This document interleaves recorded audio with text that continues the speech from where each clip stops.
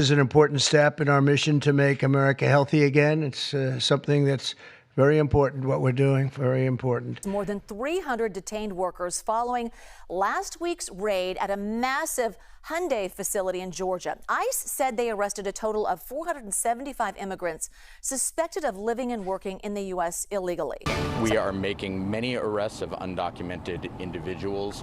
We have encountered many lawful employees working here, United States citizens and lawful permanent residents.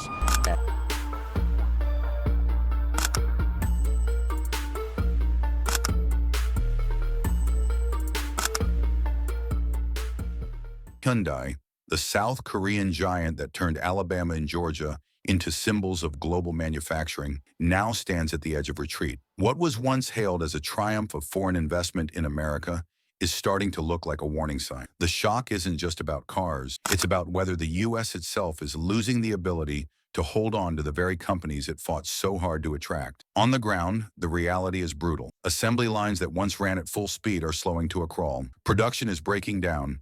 Schedules are collapsing, and communities built around the promise of industrial stability are being hollowed out. For thousands of workers, the dream of a secure paycheck is suddenly in question. And in towns that depended on Hyundai's presence, local businesses, from diners to suppliers, are already feeling the pain. Consumers aren't spared either. Prices that were once competitive are now spiraling upward, with models climbing thousands of dollars beyond the reach of middle-class families. Buyers are walking away. Now, this is over possible unlawful employment practices. It was the U.S. Homeland Security Department's largest single-site raid in its history. The question hanging in the air is chilling. If a powerhouse like Hyundai can't survive under these conditions, what hope is left for the rest of the industry? And if Hyundai really does walk away, who will be next to abandon America's so-called industrial heartland? Spooking South Korean companies with investments in the United States, but a possible easing of visa rules. Before we dive in,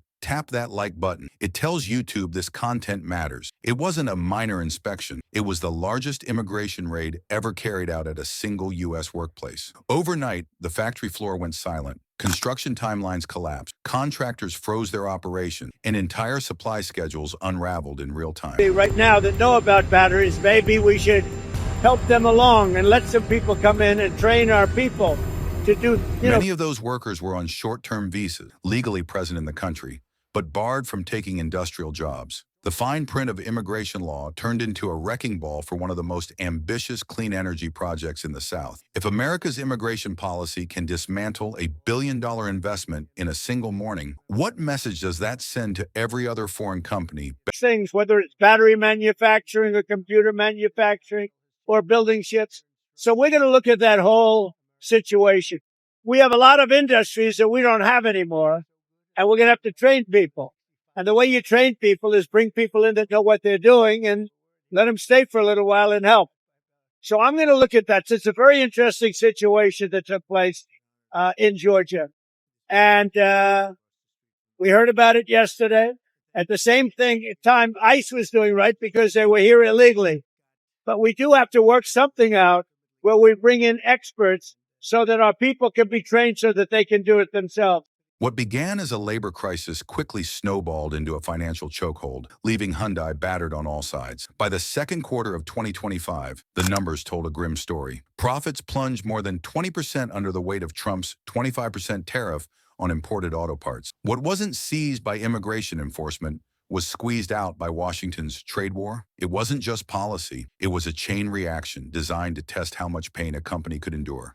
Meanwhile, Hyundai says it is cooperating with law enforcement, saying this: "We are committed to abiding by labor and immigration regulations." And meanwhile, Omar, on this same day, hundreds of miles away in upstate New York, another large raid at a work site. Dozens of workers at a family-owned plant that makes nutrition bars were also apprehended during an ICE raid. The effect on consumers was immediate and punishing. Sticker prices on high Hyundai models threatened to climb an additional $3,000 to $6,000, pushing them well beyond the reach of the very buyers who once saw Hyundai.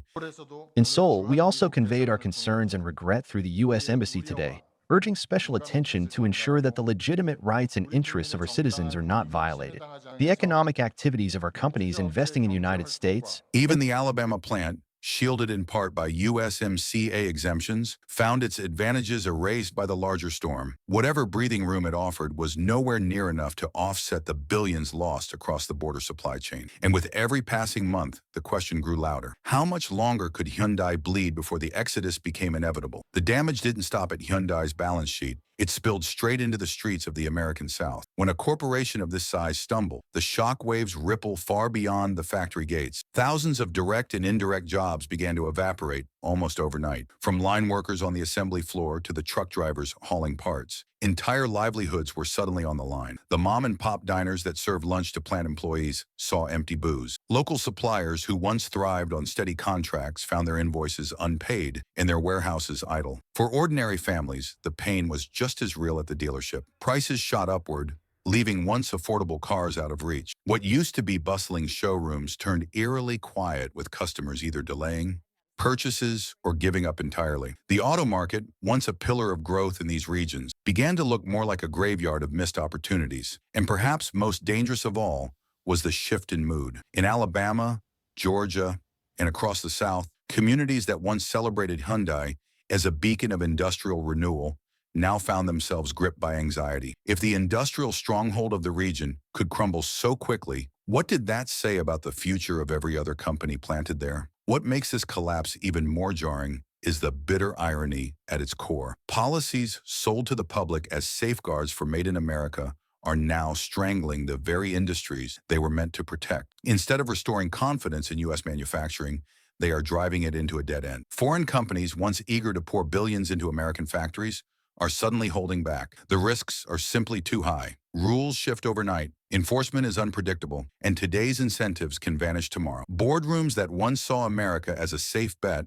are now treating it like a gamble they can't afford to take. At the same time, the country faces a labor paradox it cannot resolve. Factories are desperate for workers, yet immigration crackdowns have cut off the only pipeline that could keep production lines moving. It isn't just a shortage, it's a deliberate suffocation of the labor supply, one that leaves companies with no way to grow even if demand exists. The consequences have already been staggering. In a matter of months, billions of dollars in clean energy and battery projects have been shelved, derailed not by lack of innovation, but by political headwinds. What was supposed to be America's leap into the future has turned into a stalled experiment, and experts are sounding the alarm. The U.S. isn't protecting its industrial base. It's boxing itself into a stalemate. The question is, how long before other nations step in to seize the ground America is abandoning? Backed into a corner by forces it could no longer control, Hyundai began quietly searching for the exits. The idea that once seemed unthinkable, abandoning its American foothold, was now being modeled in boardrooms. Pressure from tariffs,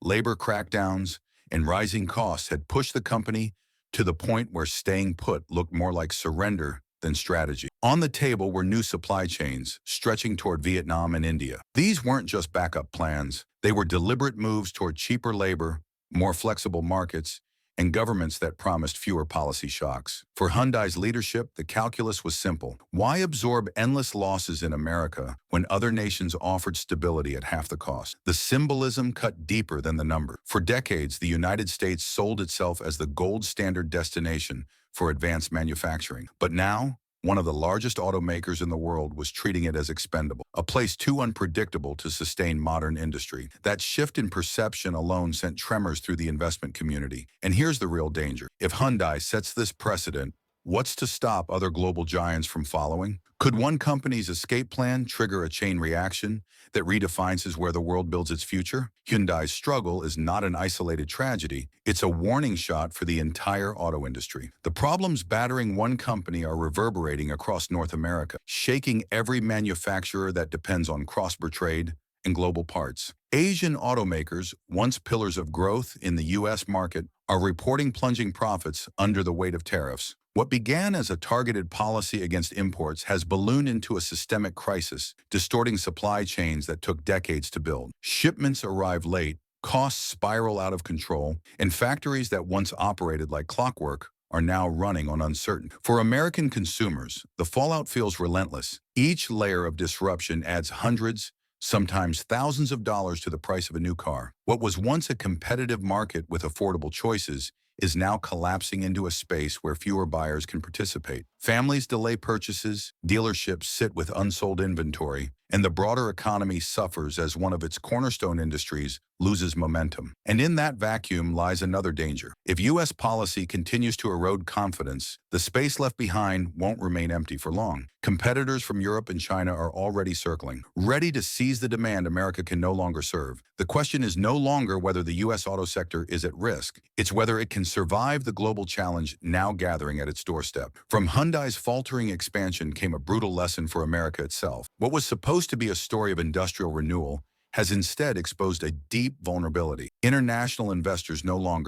Investors no longer view the U.S. as the safe haven it once claimed to be. The land of opportunity is starting to look like a land of uncertainty. Capital is already scanning for alternatives, flowing toward emerging hubs that promise cheaper costs, steadier policies, and more reliable labor. Every dollar that leaves U.S. soil doesn't just weaken one company, it strengthens America's rival. Instead of reinforcing its industrial backbone, Washington may be laying the foundation for competitors to rise in its place. And the haunting question remains, if Hyundai is only the first to move, who comes next? How many more industries will quietly slip away before America realizes what it's losing? That's the warning Hyundai has left on the table. A glimpse of a future where America watches its factories drift abroad while rivals claim the spoils. But do you think this is just the beginning of a larger exodus? Or can U.S. policy still turn the tide before it's too late? Thanks for watching, and if this resonated with you, don't forget to like and subscribe. Every click fuels the truth.